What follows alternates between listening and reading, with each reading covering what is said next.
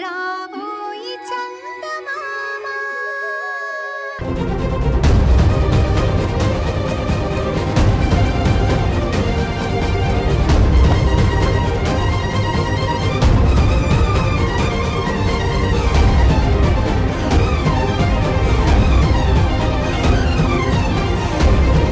నమస్తే మేడం. ఏంటి, ఏం కావాలి? నేను రుద్రతో మాట్లాడాలి. తనని చూడ్డానికి వచ్చిన మొట్టమొదటి వ్యక్తివి నువ్వే.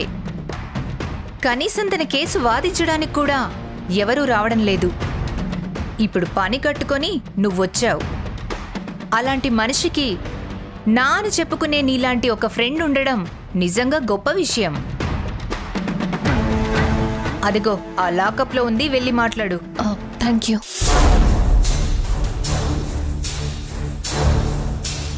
రుద్ర, ఏంటి ఇది? ఎలా ఉండాల్సిన దానివి ఎలా అయిపోయావే? ఒకప్పుడు ఇదే స్టేషన్లో నువ్వు స్టేషన్ ఆఫీసర్గా ఉండేదానివి. అలాంటిది ఇప్పుడు ఇదే స్టేషన్లో నువ్వు ఒక ఖైదీగా కూర్చోవాల్సి వచ్చింది. ఈ పరిస్థితి చూస్తుంటే నీకేమనిపించట్లేదా? ఇదంతా నువ్వెవరి కోసం చేస్తున్నావే? భారత్ కోసమే కదా? ప్రేమ కోసం ఏదైనా చెయ్యొచ్చే, కానీ మరి ఇంతలా దిగజారిపోవాలా రుద్ర? ప్రేమ కోసం ప్రాణాన్నే పణంగా పెట్టిందాన్ని. అలాంటిది ఇలాంటివి నాకొక లెక్కంటావా?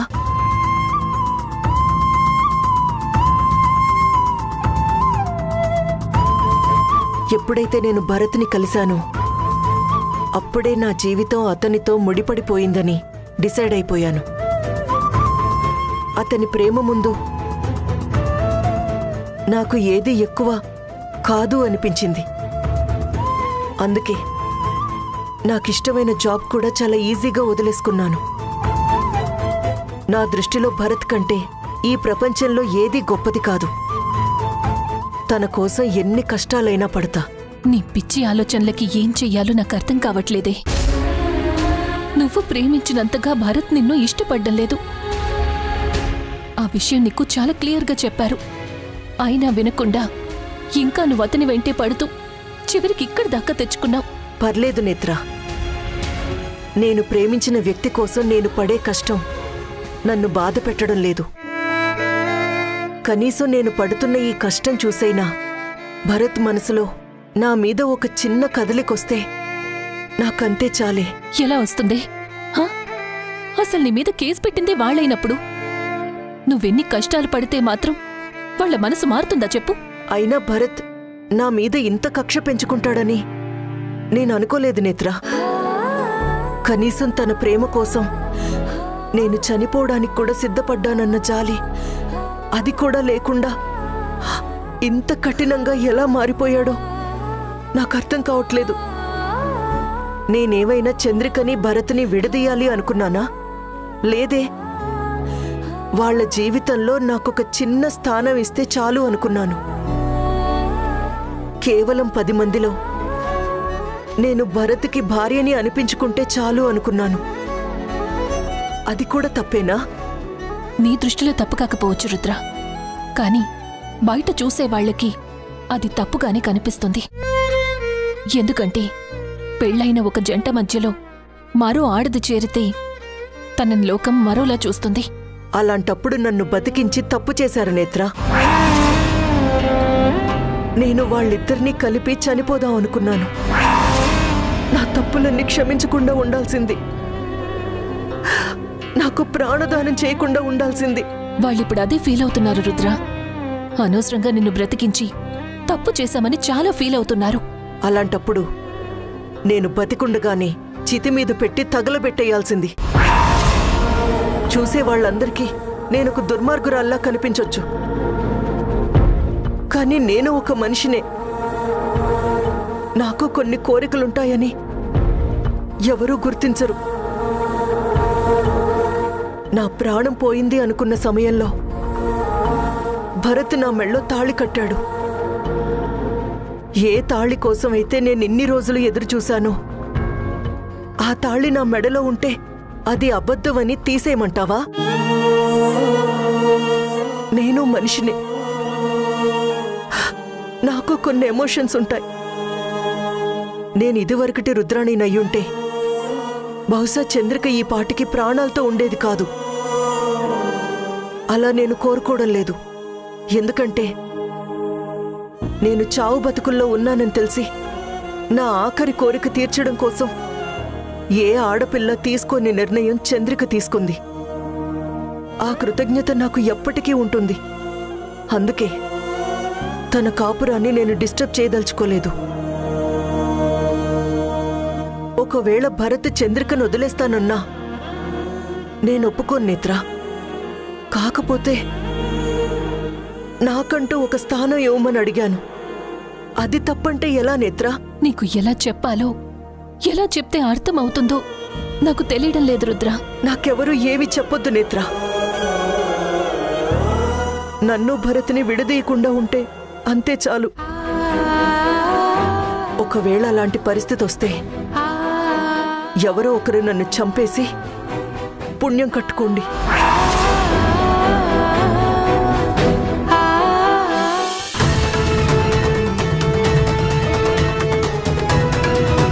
ఏంటి నేత్ర, ఎక్కడికి వెళ్ళొస్తున్నావు?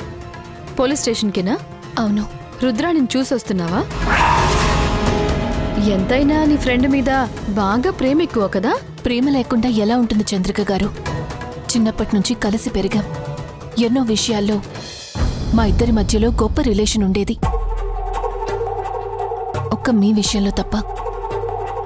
భరత్ గారిని పెళ్లి చేసుకుంటాననే ఒక్క విషయంలోనే తన మాటను కాదన్నాను. చివరికి తనకి దూరం అయ్యాను. కానీ ఈరోజు ఈ విషయంలోనే మళ్ళీ ఇక్కడికి రావాల్సి వచ్చింది. ఇదే ఆఖర్లే నేత్ర, నువ్వేం టెన్షన్ పడకు. ఇక మీదట తను బయటికి రాదు. నువ్వు కూడా తన గురించి పరిగెత్తాల్సిన అవసరం లేదు. తన జీవితం అక్కడే తెల్లారిపోతుంది. ఏంటి, నిరాహార దీక్ష చేస్తోందా? పచ్చి మంచినీళ్లు కూడా ముట్టను అని శపథం చేసిందా? చేయని. ఈసారి వచ్చే చావుని ఆపటం ఎవరి తరం కాదు. అక్కడ జరిగే ప్రతి విషయం మీకు అప్ టు డేట్ ఉంది కదా? ఎస్ఐ ఫోన్ చేసిందా? అవును, ఆవిడే చేసింది. ఆవిడ కాదంటే ఇంకొకరు చేస్తారు. ఎందుకంటే ఇన్ని రోజులు మేము తన విషయంలో సరిగా కాన్సంట్రేట్ చేయలేదు. ఎందుకంటే ఫోన్లే పాపం అని తలిచాం. అది ఎంత ప్రాబ్లం అనేది ఇప్పుడే మాకు అర్థమవుతుంది. అందుకే ఈసారి మేం బాగా కాన్సంట్రేట్ చేస్తున్నాం. తన ప్రతి మూమెంట్ని మేము గమనిస్తూనే ఉన్నాం. న్యాయం గెలవాలంటే మంచి చెడు రెండూ విచారణ జరగాలి. కానీ తన వైపు లాయర్ కూడా లేకుండా చేస్తే మీకు మాత్రం న్యాయం ఎలా జరుగుతుందండి? మేము ఎవరినీ ఆపలేదు నేత్ర. ఆ రుద్రాణి చరిత్ర తెలిసే ఏ లాయరు ముందుకు రావడం లేదు. ఇప్పటికీ మించిపోయిందేం లేదు. నేను మీకు ఆఫర్ ఇస్తున్నాను. జరిగిందంతా వదిలేసి మీ ఫ్రెండ్కి క్షమాభిక్ష పెడతాను. ఆ తాళిని తీసి పక్కన పెట్టి ఈ ఊరికి దూరంగా తనని తీసుకెళ్ళు. తనని ప్రశాంతంగా బతకమని చెప్పు. ఈ కేసు ఇంతటితో వదిలేస్తాను. ఈ మాటలు మీరు ఇప్పుడు చెప్పారు, కానీ నేనెప్పుడో చెప్పానండి. కానీ వినలేదు కదా? వినదు. ఎందుకంటే అహంకారం, మొండితనం దాంతోనే ఇంత దూరం తెచ్చుకుంది. ఆస్తులు కాజేసినా క్షమిస్తారేమో కానీ ఒక వ్యక్తి పర్సనల్ లైఫ్ని లాగేసుకుంటామంటే ఎవరూ సహించరు నేత్ర. ఎన్ని దీక్షలు చేసినా, ఎన్ని పోరాటాలు చేసినా తను జైల్లో నుంచి బయటికి రాదు. ఎవరూ తన్ని పట్టించుకోరు. అలాగే ఆ కటకటాల వెనుకే కుమిలి కుమిలి చావాలి. గుర్తుంచుకో. రావోయి చందమామ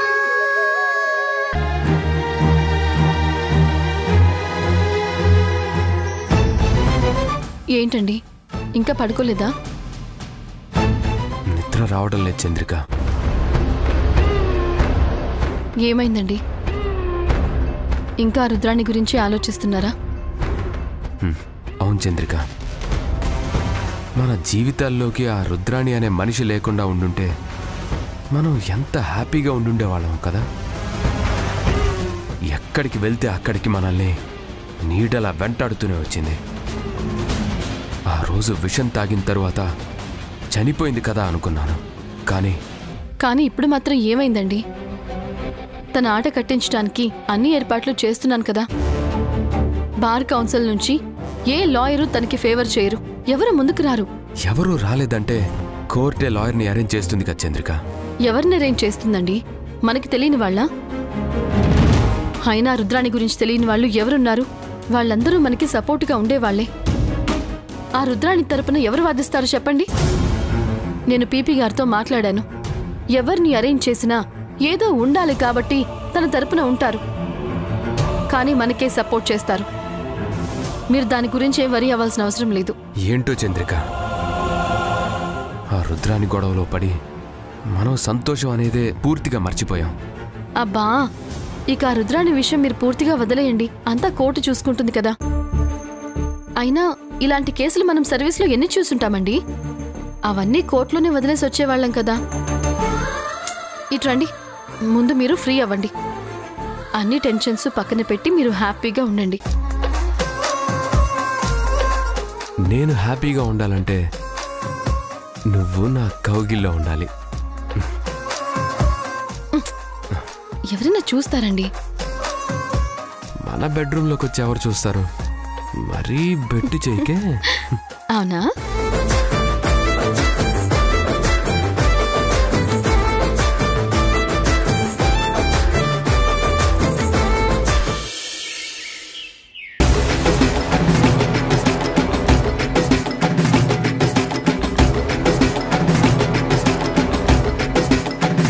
నమస్తే మేడం.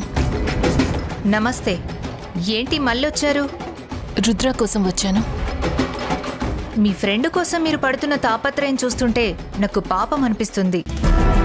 తనలో మార్పు తీసుకురావాలని చాలా ప్రయత్నం చేస్తున్నట్టున్నారు. అది జరిగే పని కాదు. ఎందుకంటే మూర్ఖుల్ని మార్చడం అంత ఈజీ కాదు. ఇప్పుడు మీరు రుద్రాన్ని చూడ్డానికి కుదరదు. ఎందుకంటే తనని కోర్టుకు తీసుకెళ్తున్నాం. అక్కడ మీ ఫ్రెండ్ ఎలాగో తిక్కగా మాట్లాడుతుంది. అప్పుడు మళ్ళీ రిమాండ్కి పంపిస్తారు. లేదా బుద్ధి తెచ్చుకొని తప్పొప్పుకుంటే మళ్ళీ భరత్ గారింట్లోకి వెళ్ళడానికి వీల్లేదని ఆర్డర్ ఇస్తారు. అప్పుడొచ్చి రుద్రాని నీతో పాటు మీ ఊరికి తీసుకెళ్లి తన బ్రెయిన్ కాస్త వాష్ చేయండి. వెళ్ళి కోర్టు దగ్గర కలవండి. కోర్టుకు వెళ్లాల్సిన అవసరమే లేదు. ఎందుకంటే నేనిప్పుడు కోర్టు నుంచే వస్తున్నాను. రుద్రాని వదిలిపెట్టడానికి ఎదిగో బెయిల్ ఆర్డర్ తీసుకొచ్చాను. ఏంటి? బెయిలా? బెయిల్ ఎవరిచ్చారు? ఎవరో కాదు, నేనే తెచ్చాను. అసలు మీకు ఈ ఊర్లో ఏ లాయర్ సహాయం చేశాడు? తన తరపున వాదించడానికి ఏ లాయర్ ముందుకు రాలేదు కదా.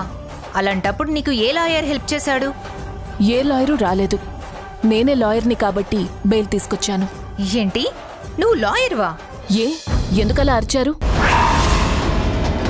రుద్ర నేను చిన్నప్పటి నుంచి కలిసి చదువుకున్నాం. తను పోలీస్ అయితే నేను లాయర్ అయ్యాను. ఓహో, ఇప్పుడు నాకు చాలా క్లియర్గా అర్థమైంది. ఏమర్థమైంది? నువ్వు నీ ఫ్రెండ్ కలిసి చాలా పక్కడ్బందీగా ప్లాన్ చేశారు కదా.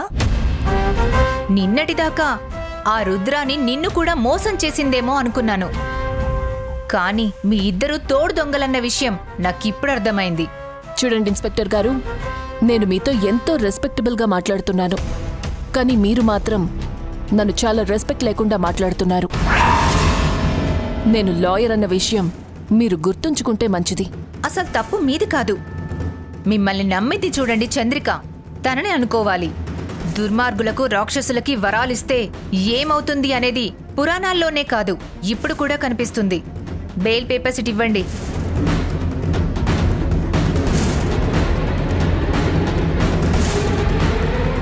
రాజుగారు, మేడం, ఆ రుద్రాన్ని విడిచిపెట్టండి. Okay madam.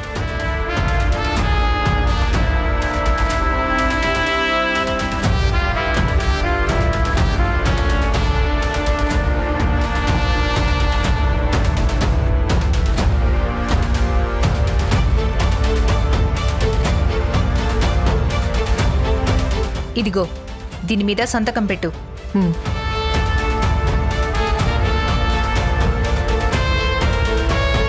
దీని మీద కూడా సంతకం పెట్టు.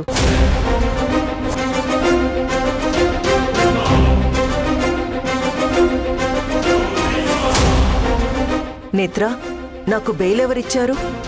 అబ్బా, ఏం తెలియనట్టు ఏం అడుగుతున్నావు? నీ లాయర్ ఫ్రెండ్ని పిలిపించుకుంది అందుకే కదా. ఆవిడ చెప్పినట్టు నీకు బెయిల్ తీసుకొచ్చింది నేనే. విరక్తితో ప్రాక్టీస్ మానేశాను, కానీ ఈరోజు నీకోసం మళ్ళీ నల్లకొట్టి తీయాల్సొచ్చింది. పద రుద్ర.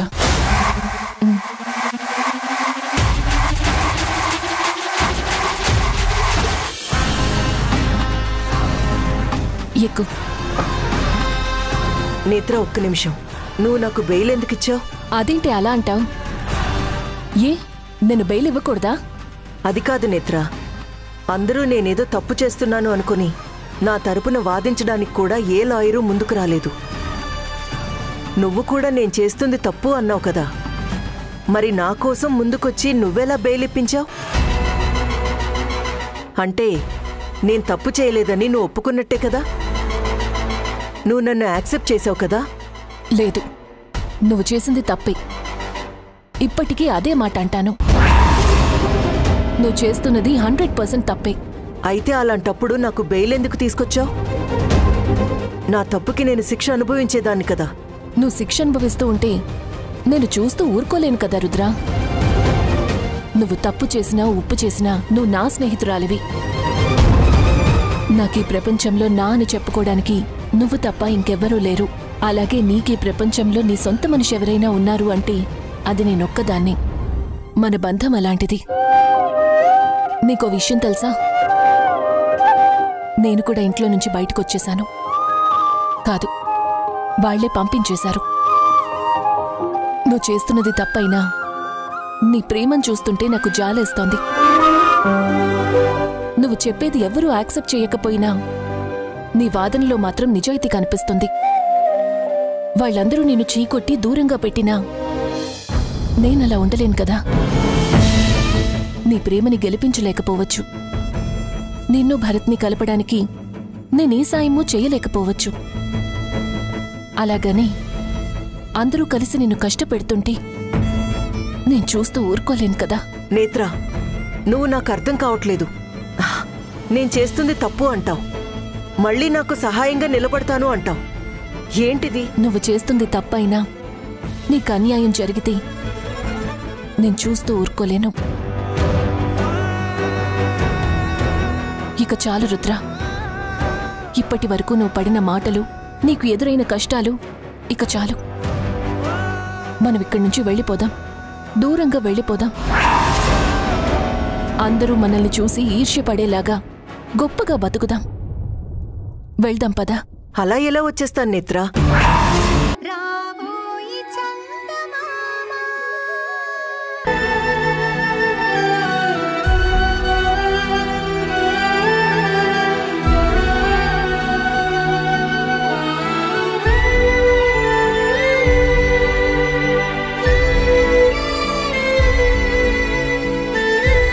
రుద్ర. నేత్ర, రా కూర్చో, కూర్చో. ఏంటిలా వచ్చావు? ఏం చేస్తున్నావు?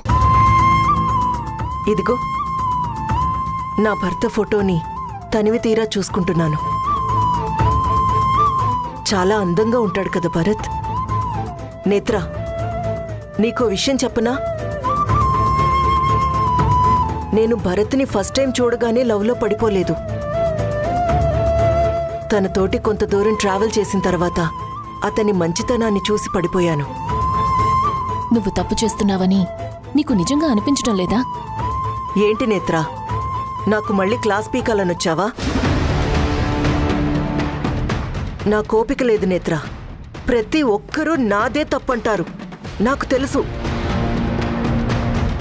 కానీ ఏ ఒక్కరూ నా మనసులోని బాధని మాత్రం అర్థం చేసుకోలేరు. మీ మాటలు విని విని విసుగెత్తిపోయాను. ఇక వినే ఓపిక నాకు లేదు నేత్ర. ప్లీజ్ ఈ టాపిక్ నా దగ్గర తీసుకురాకు. సరే రుద్ర, భరత్ గురించి టాపిక్ నేను తీసుకురాను. కానీ నాకు సంబంధించిన విషయం నీతో మాట్లాడచ్చా? నీకేమైందే? ఏమైందా? నీ వల్ల నా జీవితంలో పడకూడని మాటలన్నీ పడుతున్నాను. చంద్రిక వచ్చి ఒక్కో మాట అడుగుతుంటే నా దగ్గర సమాధానం లేదు. ఎందుకంటే నేను చేసింది తప్పు అని నాకు క్లియర్గా కనిపిస్తోంది. అలాంటప్పుడు నన్నేం మాట్లాడమంటావు? నువ్వు చేసిన దాంట్లో తప్పే ఉంది నేత్ర. ఒక ఫ్రెండ్గా నాకు సహాయం చేశావు. నువ్వే కాదు, నీ స్థానంలో ఎవరున్నా అలాగే చేస్తారు. ఎవరిదాకో ఎందుకు? నీ ప్లేస్లో చంద్రిక ఉండుంటే ఇంతకంటే ఎక్కువ సాయం చేసేది.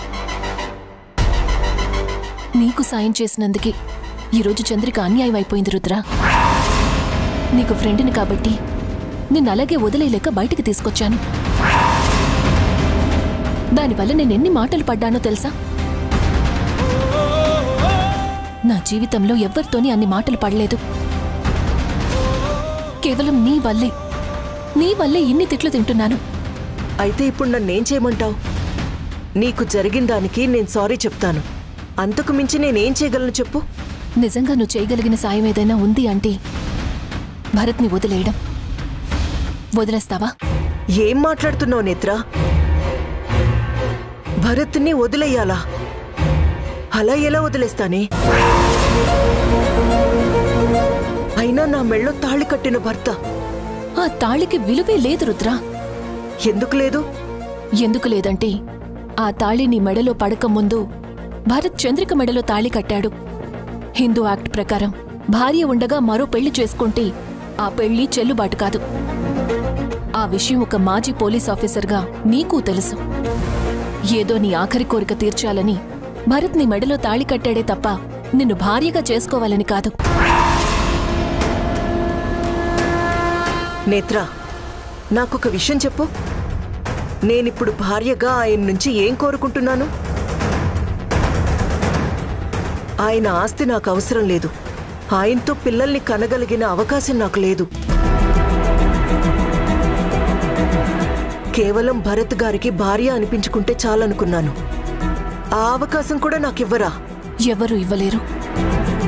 ఈ ప్రపంచంలో ఎవ్వరూ నువ్వు చెప్పేదానికి ఒప్పుకోరు. ఎవరిదాకో ఎందుకు?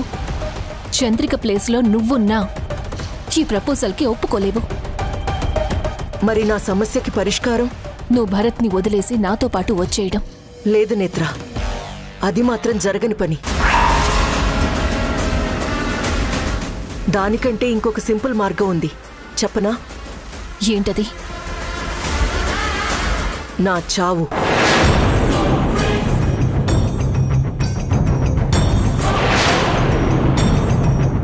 అవును నేత్ర, ఒకప్పుడు భరత్ నాకు దక్కడనే బాధలో నేను సూసైడ్ చేసుకోవడానికి ప్రయత్నించాను. భగవంతుడు నన్ను బతికించి నీ ద్వారా నా మెళ్ళో ఈ తాళి పడేలా చేశాడు. ఇప్పుడు ఈ తాళిని తీసేసి నా భర్తకి దూరం అయ్యే బదులు మీలో ఎవరైనా సరే నా ప్రాణం తీసేసి పుణ్యం కట్టుకోండి. రుద్ర, అవును, నా అంతట నేను భరత్ని వదులుకోను. అలాగని ఇదివరకులాగా చచ్చేంత ధైర్యం కూడా నాకు లేదు. అది కాదు రుద్ర. ప్లీజ్ నేత్ర, ప్లీజ్ నన్ను అర్థం చేసుకో. ఇంతకు మించి నేనేం చెప్పలేను.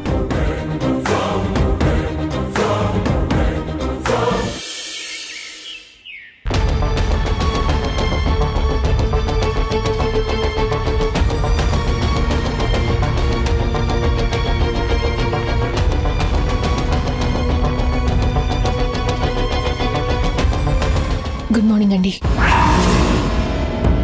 ఆగండి, మీరలా వెళ్ళిపోతే ఎలాగండి?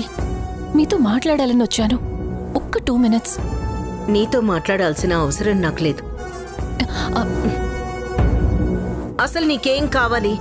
నాతో నీకేం పని? మీనాక్షి గారు, ఈ ఇంట్లో జరుగుతున్న గొడవలకి రాత్రంతా ఆలోచించి నేనొక పరిష్కారం ఆలోచించాను. అది ఒక్కసారి మీతో చర్చించుకోవాలి. దయచేసి 2 నిమిషాలు నాకు టైం ఇవ్వండి. నువ్విచ్చే పరిష్కారం అందరికీ ఆమోదయోగ్యంగా ఉండాలి. అంతేగాని నీకు నీ ఫ్రెండ్కి ఫేవర్గా ఉంటే పనికి రాదు. మీనాక్షి గారు, నేను రుద్ర గురించి కంటే చంద్రిక గారి గురించి ఎక్కువగా ఆలోచిస్తానండి. ఇప్పుడు ఈ ప్రాబ్లంకి సొల్యూషన్ రుద్ర కంటే చంద్రిక గారికి ఎక్కువ అవసరం. సొల్యూషన్ ఇవ్వాలి అని నీ మనసు కనిపిస్తే ఆ రుద్రాణిని బయటికి తీసుకొచ్చేదానివే కాదు. ప్రాబ్లంని తెచ్చి కళ్ళెదురుగా పెట్టి ఇప్పుడు సమస్యకి పరిష్కారం చెప్తాను అంటున్నావు. నీ మాటలు ఎలా నమ్మాలి? ముందు నేను చెప్పేది వినండి. అది మీ అందరికీ ఓకే అంటేనే దాన్ని ఇంప్లిమెంట్ చేద్దాం. సరే చెప్పు. నాకు తెలిసి రుద్ర తన ప్రాణం పోయినా భరత్ గారిని వదులుకోవడానికి ఇష్టపడదు. అలాగే చంద్రిక గారికి లీగల్గా ఫైట్ చేయాలంటే టైం సరిపోదు. ఎందుకంటే ఇలాంటి కేసులు కోర్టులో ఎంతకాలం లాగుతాయో మీకు తెలుసు, ఆవిడికి తెలుసు. అది తేలే లోపల ఇక్కడ ఏదైనా జరగచ్చు. రుద్ర మనస్తత్వం ఎలాంటిదో నాకంటే మీకే బాగా అనుభవం ఉంది. ఇంతకీ నువ్వు చెప్పదలుచుకుందేంటి? నేనది చెప్పిన తర్వాత మీరు మరోలా అనుకోకూడదు. అరే, ముందు నువ్వేం చెప్పదలుచుకున్నావో అది చెప్పు. ఆ తర్వాత ఏమన్నాలో ఏమనకూడదో నేను ఆలోచిస్తాను. ఏం లేదండి, భరత్ చంద్రికలు విడిపోవాలని రుద్ర కోరుకోవడం లేదు. వాళ్ళెప్పటికీ కలిసుండాలనేది తన ఉద్దేశం. వాళ్ళెప్పటికీ కలిసే ఉంటారు. వాళ్ళిద్దరి మధ్యలో రుద్రాణి వచ్చి చేరింది కదా. తను బయటికి వెళ్ళిపోతే వాళ్ళు చాలా హ్యాపీగా ఉంటారు. కానీ తను వెళ్ళడానికి ఒప్పుకోవట్లేదు కదా. చనిపోవడానికైనా సిద్ధంగా ఉంది. కానీ భరత్ గారికి దూరం అవ్వడానికి ఇష్టపడ్డం లేదు. అందుకని భరత్ గారు చంద్రికతో పాటు రుద్రాన్ని కూడా భార్యగా యాక్సెప్ట్ చేస్తే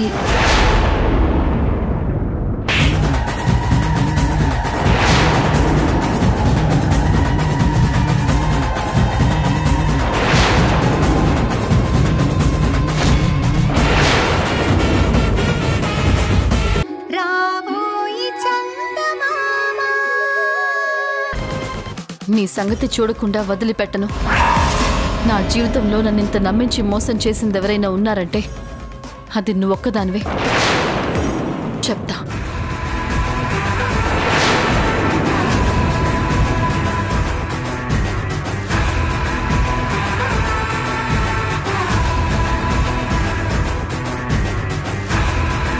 చూడవే, ఆ చంద్రిక గారు నన్నెంత తప్పుగా అనుకుంటున్నారో. నన్ను చూస్తే చాలు కోపంతో విరుచుకు పడిపోతున్నారు. నీ మీద ఆవిడకెంత కోపం ఉందో నన్ను చూస్తే తనకి 10 రెట్ల అసహ్యం ఉంది. ఇప్పుడు నీ తరపున వాదించడానికి కేసు తీసుకుంటున్నానని ఆ కోపం మరింత పెరిగి డైరెక్ట్గా తిడుతోంది. ఏం చేస్తావు నేత్ర? ఇప్పుడు మనము తనని కన్విన్స్ చేయలేము. ఎందుకు కన్విన్స్ చేయలేము? నువ్వు కన్విన్స్ అయ్యి ఇక్కడి నుంచి వెళ్ళిపోవడానికి ఒప్పుకుంటే దయచేసి అది మాత్రం అడగకు నేత్ర. ఒకవేళ నీకు నా కేసు టేకప్ చేయడానికి బాధగా ఉంటే అందరితో పాటు నువ్వు వదిలే. ఏం జరగాలో అదే జరుగుతుంది.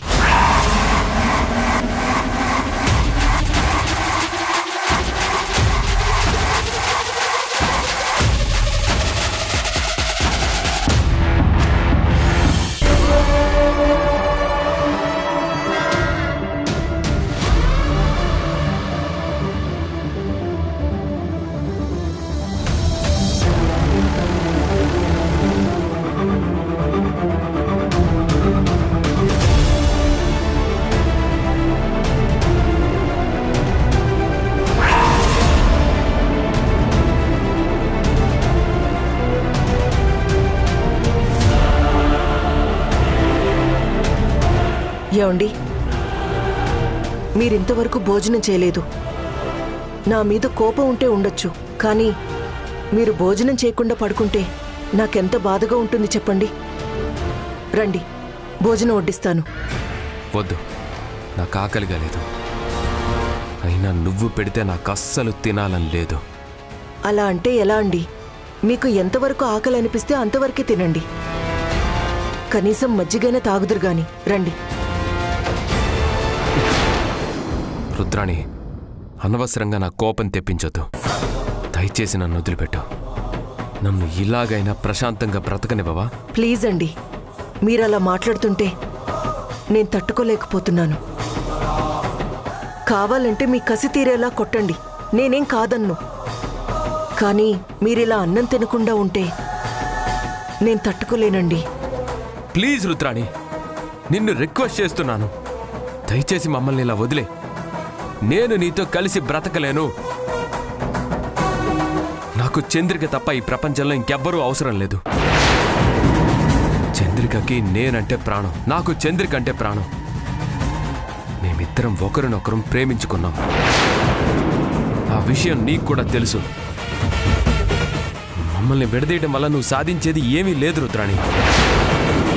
ఏదైనా మనసులో ప్రేమ సంపాదించుకోవాలి, కానీ ఇలా వెంటపడి బాధ పెట్టి ఒకరు ప్రేమని పొందలేవు రుద్రాణి. చంద్రిక సంగతి నీకు బాగా తెలుసు. తన మెడలో ఉన్న మంగళసూత్రాన్ని నిలబెట్టుకోవడం కోసం తను ఎంత దూరమైనా వెళ్తుంది, ఎంత ఫైట్ అయినా చేస్తుంది. అంటే మీకు చంద్రిక అంటే ప్రాణం, చంద్రికకి మీరంటే ఇష్టం. మరి నా పరిస్థితి? చంద్రిక మీకోసం కోర్టులో పోరాడుతుంది, కానీ నేను మీకోసం మృత్యువుతో పోరాడాను. చంద్రికంటే నాకు ఎలాంటి కోపం లేదు, తనని బాధ పెట్టాలని కూడా లేదు. నిజం చెప్పాలంటే తన మీద నాకు ఎంతో గౌరవం ఉంది, ప్రేమ ఉంది. ఎందుకంటే నా జీవితంలో దక్కదు అనుకున్నా ఈ తాళిని నా మెడలో పడేలా చేసింది. చంద్రికకి తన మెడలో ఉన్న మంగళసూత్రం మీద ఎంత గౌరవం ఉందో నాకు అంతే గౌరవం ఉంది. దాన్ని కాపాడుకోవడం కోసం తను ఎలా ఫైట్ చేస్తుందో నేనంతకు మించి ఫైట్ చేస్తాను. అయినా నేనేమీ తనకి అన్యాయం చేయడం లేదు, మిమ్మల్ని తన నుంచి దూరంగా తీసుకెళ్లాలని ప్లాన్ కూడా చేయడం లేదు. మిమ్మల్ని తనతోనే ఉండమంటున్నాను, నన్ను కూడా ఇక్కడ ఉండడానికి ఒప్పుకోమంటున్నాను. ఇంత చెప్పినా వినకుండా నా మీద కోర్టుకెళ్తానంటుంది. నేను మాత్రం కాదనేదేముంది? తనకు చేతనైంది తను వాదిస్తుంది, నాకు చేతనైంది నేను చేస్తాను. ఏం చేస్తావు? అసలు నీ వైపు వాదించడానికి లాయర్ ఉండాలి కదా. నా వైపు వాదించడానికి లాయర్ లేకపోయినా పర్వాలేదు, నా కేసు నేనే వాదించుకుంటాను. నా భర్త కోసం నేను యముడితోనే పోరాడి నా ప్రాణాలు నిలుపుకున్నదాన్ని. చంద్రికతో పోరాడలేనా? చూద్దాం. గుడ్ నైట్ అండి.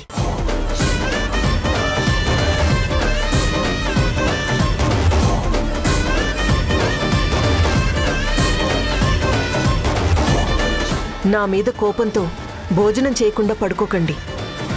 కనీసం నేను వెళ్ళిన తర్వాతైనా ఏదో ఒకటి తినండి.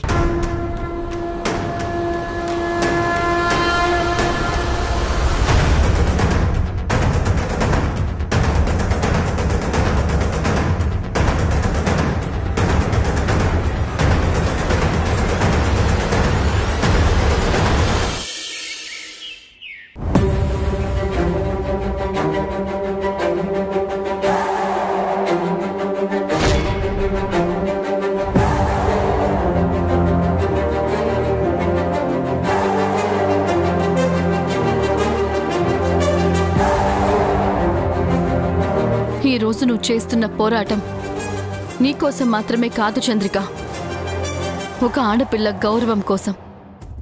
మానవత్వం చూపించిన మనిషి మీదే తిరగబడిన ఒక దుర్మార్గురాలికి మర్చిపోలేని గుణపాఠం చెప్పాలి.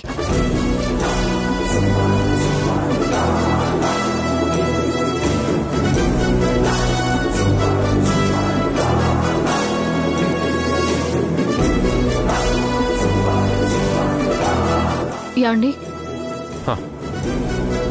ఇదిగో చంద్రిక, ఎవిడెన్స్లన్నీ రెడీ చేసి పెట్టాను. పిటిషన్ కాపీ, రెఫరెన్స్లు కూడా ఉన్నాయి, ఒకసారి చెక్ చేయి.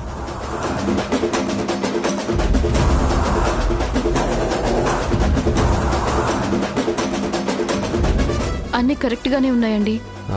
కోర్టుకి టైం అవుతోంది, బయలుదేరి చంద్రిక.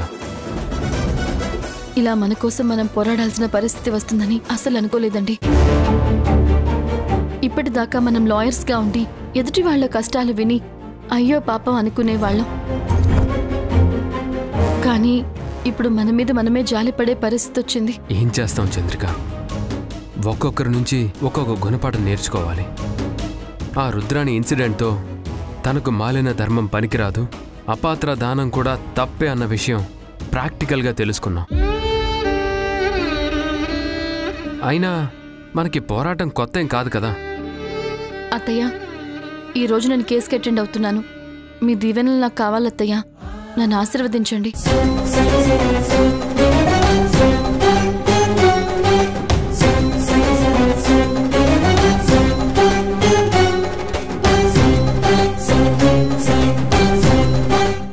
వరకు అన్ని కేసులు గెలిచావు. అవన్నీ ఒక ఎత్తు, ఈ కేసు మరో ఎత్తు. ఎందుకంటే ఇందులో నువ్వే లాయర్వి, నువ్వే విక్టిమ్వి. నువ్వు కేసు గెలిస్తేనే నీకు నీ నల్లకోటికి గౌరవం, నీ జీవితానికి ఒక అర్థం ఉంటుంది. గుర్తుంచుకో. అలాగే అత్తయ్య, ఇక నేను బయలుదేరుతాను.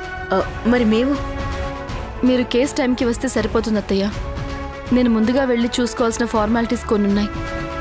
మీరు టైంకి వచ్చేసేయండి. అలాగే వస్తానండి. రాబోయి చందమామ నీ జీవితమంతా నువ్వు ఆశపడినా ఈ ఇంట్లో నీకు ఆదరణ ఉండదు. భరత్ గారి మనసులో చోటు దక్కదు. నా మాట వినవే. అందని దాని గురించి ఆరాటపడి పిచ్చిదాని వైపోతున్నావు. నా మాట విను, మనం వెళ్ళిపోదాం. నేను చెప్పాను కదా నేత్ర, పోతే ఈ ఇంటి నుంచి నా శవం పోవాలి, కానీ నేను పోను. అంతకు ముందు ఈ పరిస్థితి వచ్చిందనే విషం తాగాను. భరత్ కోసం ప్రాణం తీసుకుంటాను, అంతేకాని భరత్ని వదిలి వెళ్ళను. నిజంగా భరత్ కోసం ప్రాణాలు తీసుకుంటావా? అంత ప్రేమ ఉందా? ఆల్రెడీ చూసావు కదా నేత్ర. అప్పుడు కాదు, ఇప్పుడు చచ్చిపో. ఏంటలా చూస్తున్నా? మాట్లాడితే అప్పుడు విషం తాగాను అంటావు కదా. ఇప్పుడు చెప్తున్నాను, చచ్చిపో.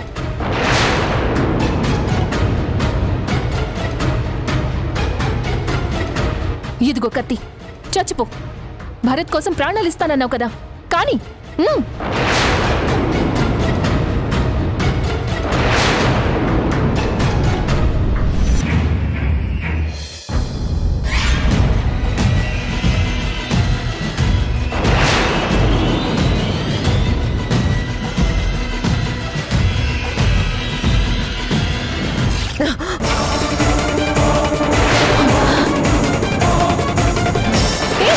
రుద్ర, ఏం చేసావే? రుద్ర,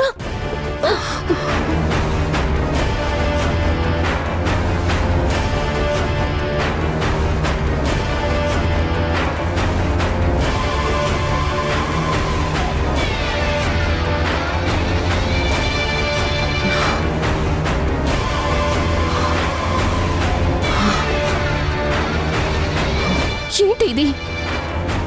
నువ్వే కదా నేత్ర భరత్ కోసం ప్రాణాలు తీసుకుంటావా అని అడిగావు. ఇప్పుడు నేను ప్రూవ్ చేసుకోలేకపోతే నా ప్రేమ నిజం కానట్టే కదా. అందుకని ఇలాంటి పిచ్చి పనులు చేస్తావా? నిజంగా నువ్వు మెంటల్ దానివి. ఏంటి నేత్ర, ఇంకా నా మీద, నా ప్రేమ మీద నీకు నమ్మకం లేదా? లేదంటే చెప్పు, ఈసారి పీక కోసుకుంటాను. ఇంత పిచ్చి ప్రేమేంటి? నేను విషం ఊరికే తాగలేదు నేత్ర. భరత్ నాకు దక్కడని డిసైడ్ అయ్యాకే చనిపోదాం అనుకున్నాను. ఆ దేవుడు నా ప్రేమకి టెస్ట్ పెట్టి నన్ను తనకి భార్యని చేశాడు. ఇది నా లైఫ్ కాదే. భరత్ భార్యగా ఆ దేవుడు నాకిచ్చిన గిఫ్ట్. నా సర్వస్వం భరత్తే. అతన్ని చూస్తూ అయినా బతికేస్తానే. అంత ప్రేమ అతనంటే.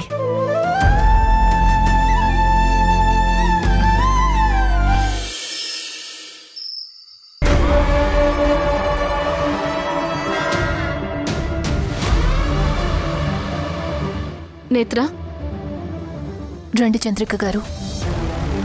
నిద్రపోకుండా ఏం ఆలోచిస్తున్నావు? మీ గురించేనండి. నా గురించా? అదే, మీకు మాటిచ్చాను కదా, ఆ మాట ఎలా నిలబెట్టుకోవాలా అని ఆలోచిస్తున్నాను. మా అత్తయ్య గారికి మొదటి నుంచి నీ విషయంలో సరైన ఒపీనియన్ లేదు నేత్ర. రుద్రానికి తాళి కట్టించడానికని నువ్వు ఎంత ట్రై చేశావో నాకు గుర్తుంది. అత్తయ్య నీ మాట నమ్మొద్దని ఎంత చెప్పినా వినకుండా నువ్వు చెప్పినట్టు చేశాను. ఇప్పుడు కూడా నేను నిన్నే నమ్ముతున్నాను నేత్ర. నువ్వు రుద్రాణిని ఇక్కడి నుంచి తీసుకువెళ్తావు కదూ? చంద్రిక గారు, మీతో ఒక విషయం మాట్లాడాలి. ఏంటో చెప్పు. నాకు రుద్ర మీద నమ్మకం లేదు. మీకైతే మాటిచ్చాను, కానీ రుద్రానిక్కడి నుంచి తీసుకువెళ్తాననే నమ్మకం కలగడం లేదు. అదేంటి నేత్ర, అదేంటి, ఎందుకలా అంటున్నావు? నిన్నటి దాకా ఏం చెప్పావు, ఈరోజు ఏం చెప్తున్నావు? నువ్వు ఎలాగైనా రుద్రాన్ని తీసుకువెళ్తానని మాటిచ్చావు కదా. ఆ మాటను నిలబెట్టుకోవడానికి చాలా ట్రై చేశాను చంద్రిక గారు. కానీ పనికిరాని మొండితనం వద్దని చాలా చెప్పాను. కానీ నా మాట వినడం లేదు. భరత్ గారి కోసం ప్రాణాలు వదిలేస్తానంటోంది. అయితే తీసుకోమన్నాను, అంతే. కత్తితో చేయి కోసుకుంది. తనకి నిజంగానే ప్రాణం మీద తీపి లేదు. భరత్ గారే తన ప్రాణం అన్నట్లుగా బ్రతుకుతోంది. తన బిహేవియర్ చూస్తుంటే చాలా అబ్నార్మల్గా ఉంది చంద్రిక గారు. తన బిహేవియర్ నీ కొత్తేమో కానీ నాకెప్పటి నుంచో తెలుసు. ఇది చెప్పి రుద్రాణిని ఇక్కడే ఉంచాలి అని నువ్వు ప్లాన్ చేస్తున్నావు కదా. అదేం లేదండి. తన మెంటల్ కండిషన్ గురించి డాక్టర్ గారితో మాట్లాడాను. రుద్రాది ప్రేమ కాదు, ఒక సైకలాజికల్ డిజార్డర్ అని అంటున్నారు. భరత్ గారికి దూరం కావాలని ఒక్క మాట అన్నా తను తీసుకోలేకపోతోంది. అందుకని ఏం చేయమంటావు? కొంచెం టైం తీసుకుందామండి. రుద్రకి కాస్త ప్రేమగా అర్థమయ్యేలా చెప్పాలి. ఏంటి ప్రేమగా చెప్పాలా? అంటే నా భర్తని రుద్రాణిని కలపమంటావా? వాళ్ళిద్దరిని హనీమూన్కి పంపించమంటావా? అసలేం మాట్లాడుతున్నావు నేత్ర? అయ్యో, నా ఉద్దేశం అది కాదండి. నువ్వేం మాట్లాడద్దు నేత్ర. నిన్ను నమ్మొద్దు అని మా అత్తయ్య ఎంత చెప్పినా నీతో మాట్లాడడం నాది తప్పు. నువ్వు నీ ఫ్రెండ్ గురించి ఆలోచిస్తున్నావే కానీ నా భర్త గురించి ఆలోచిస్తున్నావా? ఆయన రుద్రాణి మెళ్ళో తాళి కట్టను అంటే కట్టనన్నారు, కానీ పిచ్చిదానిలాగా నేనే బలవంతంగా కట్టించాను. జరిగిన దానికి ఆయన ఎంతలా కుమిలిపోతున్నారో తెలుసా? పోనీ నా పరిస్థితి ఆలోచించావా? నా భర్త, నా అత్త వద్దు వద్దు అంటున్నా నీ మాట నమ్మి కేవలం సాటి ఆడదాని కోరిక తీర్చాలి అని ఏ భార్య తీసుకోలేని పెద్ద నిర్ణయం తీసుకున్నాను. ఈరోజు శాసించే స్థాయి నుంచి బ్రతిమలాడే స్థాయికి దిగజారిపోయాను. అందుకు కారణం నువ్వు, కేవలం నువ్వు. ముక్కు మొహం తెలియని నిన్ను నమ్మి నా కుటుంబానికి అన్యాయం చేశాను. అది కాదండి. వద్దు, నాకింకేం చెప్పొద్దు.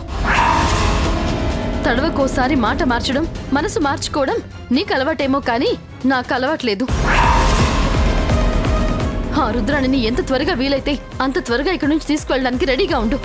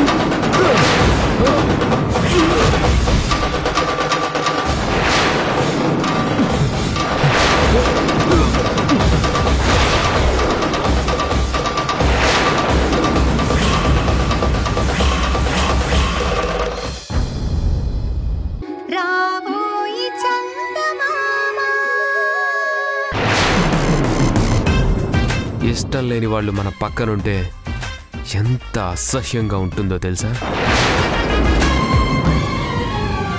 వాళ్ళని చూస్తుంటేనే తేళ్లు చెరువులు పాకుతున్నట్టుంటుంది. ఆ విషయం కొంతమందికి ఎంత చెప్పినా అర్థం కాదు. మనసులో పుట్టిన పిచ్చి పిచ్చి ఆలోచనల్ని ప్రేమ అనుకొని తప్పుల మీద తప్పులు చేస్తుంటారు. అంతేనండి. కొంతమందికి మాటలతో చెప్తే అర్థం కాదు. అలాంటి వాళ్ళకి తోలు ఊడేలాగా 4 కొరడా దెబ్బలు కొట్టి చెప్తే కానీ అర్థం కాదు. మీరేం ఫీల్ అవ్వకండి, ఆ రోజు కూడా వస్తుంది. I love you Chandrika. I love you two అండి. సరే, మీరు వెళ్ళి త్వరగా రెడీ అయ్యండి, నేను టిఫిన్ వడ్డిస్తాను. అలాగే చంద్రిక.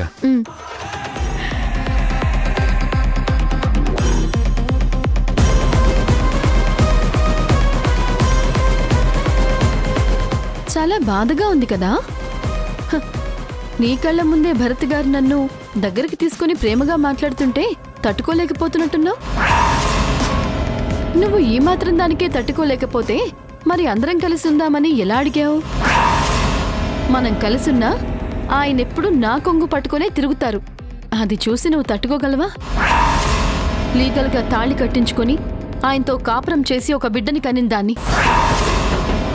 ఆయన నాతో సరదాగా మాట్లాడితేనే ఇంత కుమిలిపోతున్నావే. అలాంటిది అడ్డదారిలో వచ్చి ఆయన్ని మోసం చేసి తాళి కట్టించుకున్నావు కదా. మరి నువ్వు ఆయనకి దగ్గర కావాలని చూస్తుంటే నాకెలా ఉంటుంది? నువ్వు విషయం తాగిన రోజు ఒక మాట నాకు గుర్తుందా? ఈ జన్మకి భరత్ గారిని నువ్వే తీసుకో, 7 జన్మల్లో ఒక్క జన్మైనా భరత్ని నాకు వదిలే అన్నావు. ఇప్పుడు చెప్తున్నాను విను, ఈ జన్మే కాదు, ఎన్ని జన్మలెత్తినా సరే ఆయనే నాకు భర్త, నేనే ఆయనకి భార్యని. నీ నీడ కూడా ఆయన మీద పడనివ్వను, గుర్తుపెట్టుకో.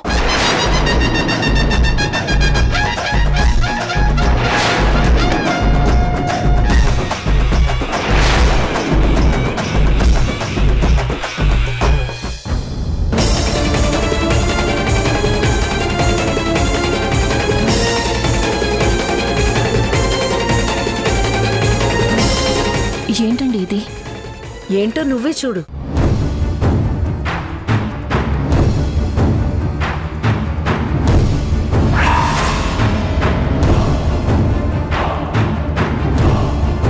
ఈ డబ్బు నీకే. నాకెందుకు? ఎందుకో తర్వాత చెప్తాను. నీకా డబ్బు సరిపోతుందో లేదో చూసుకొని చెప్పు. చాలదంటే ఇంకా ఇస్తాను. అసలు మీరు నాకెందుకు డబ్బులిస్తున్నారో చెప్పలేదు. నువ్వు రుద్రాణిని ఇక్కడి నుంచి తీసుకెళ్ళడానికి నేను నీకిచ్చే బహుమానం. చాలదంటే ఇంకా ఇస్తాను. అసలు మీరు నాకెందుకు డబ్బులిస్తున్నారో చెప్పలేదు. నువ్వు రుద్రాణిని ఇక్కడి నుంచి తీసుకెళ్ళడానికి నేను నీకిచ్చే బహుమానం. ఈ డబ్బు కోసమే కదా నువ్వు రుద్రానికి అమ్ముడుపోయావు. ఏం మాట్లాడుతున్నారండి? నేను అమ్ముడుపోవడం ఏంటి? చాలు, నువ్వు నటించింది చాలు. నీకు డబ్బు సరిపోకపోతే చెప్పు, నీకెంత కావాలంటే అంత ఇస్తాను. కానీ రుద్రాణిని మాత్రం ఇక్కడి నుంచి నువ్వు తీసుకొని వెళ్ళాలి. ఏం నవ్వుతున్నావు? ఇంత పెద్దవాళ్ళయ్యుండి ఎంతో జీవితం చూసిన మీరు కూడా ఇలా పొరపాటుగా మాట్లాడుతుంటే నవ్వొస్తోంది. మీరు డబ్బున్న అహంకారంతో మాట్లాడుతున్నారు. అందుకే మనుషులందరూ అమ్ముడుపోయేవాళ్లలా కనిపిస్తున్నారు. నేను డబ్బులకు అమ్ముడుపోవడానికి ఇక్కడికి రాలేదు. రుద్రానికి ఒక మంచి స్నేహితురాలిగా తన కోరిక కోసం వచ్చాను. నువ్వు మంచి స్నేహితురాలివా? ఆ మాట చెప్పుకోవడానికి నీకు సిగ్గనిపించడం లేదు? మంచి స్నేహితురాలు అంటే ఎలా ఉండాలో తెలుసా? మన స్నేహితులు తప్పు చేస్తే సరిదిద్దాలి, రాంగ్ రూట్లో వెళ్తే మందలించాలి, వాళ్ళ జీవితం నాశనం అయిపోకుండా కాపాడాలి. కానీ నువ్వేం చేశావు?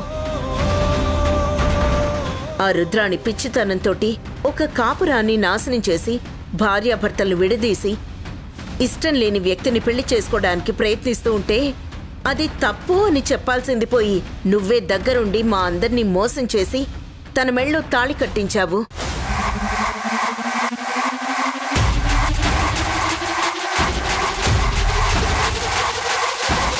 అసలు మీకు స్నేహం విలువ, స్నేహితుల విలువ తెలుసా?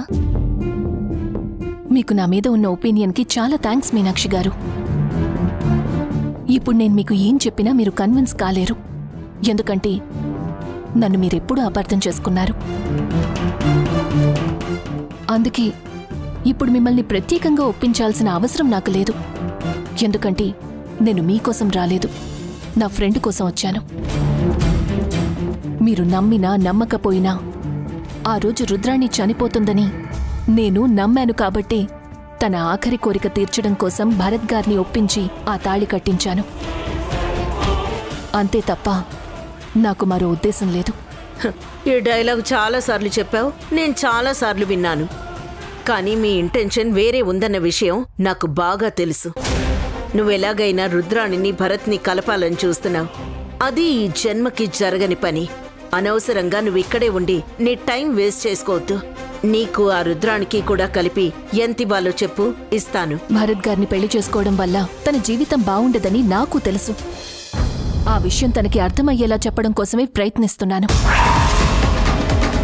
నువ్వెలాగైనా రుద్రాణిని భరత్ని కలపాలని చూస్తున్నావు. అది ఈ జన్మకి జరగని పని. అనవసరంగా నువ్వు ఇక్కడే ఉండి నీ టైం వేస్ట్ చేసుకోవద్దు. నీకు ఆ రుద్రానికి కూడా కలిపి ఎంతివ్వాలో చెప్పు, ఇస్తాను. భరత్ గారిని పెళ్లి చేసుకోవడం వల్ల తన జీవితం బావుండదని నాకు తెలుసు. ఆ విషయం తనకి అర్థమయ్యేలా చెప్పడం కోసమే ప్రయత్నిస్తున్నాను. ప్రేమ అనేది ఎప్పుడూ ఒకవైపే ఉంటే సరిపోదు, అది రెండు వైపులా ఉండాలి. ఆ విషయం రుద్రాకి అర్థమయ్యేలా చెప్పి తనని ఇక్కడి నుంచి దూరంగా తీసుకువెళ్ళడానికి నేను ప్రయత్నం చేస్తున్నాను. దానికి మీరేమీ నాకు డబ్బివ్వాల్సిన పని లేదు. తను భరత్ని వదిలేసిన రోజు తన జీవితం బావుంటుందని, తను సంతోషంగా ఉంటుంది అనేది నాకు తెలుసు. అందుకే మీరు ఎన్ని అవమానాలు చేసినా, ఎన్ని మాటలన్నా కూడా నేను ఇక్కడే ఉన్నాను. అంతేకాని నేను ఈ డబ్బు కోసం ఇక్కడికి రాలేదు. మీకో విషయం తెలుసో లేదో, నేను లాయర్ని. నాకు డబ్బుంది, నాకొక స్టేటస్ ఉంది. మీరిచ్చే ఎంగిలి మెతుకుల కోసం ఆశపడి ఒక ఫ్రెండ్ని అవమానించలేను.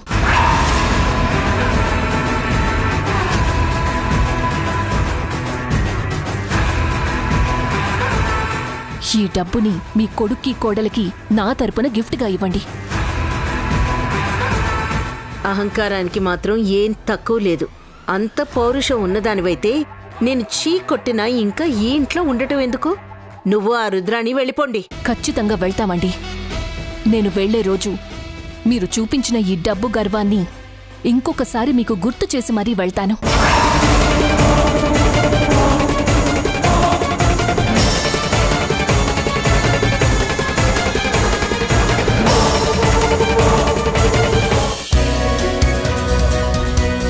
ఏమండి, టిఫిన్ రెడీ అయింది, రండి. ఏమండి, ఎక్కడున్నారండి?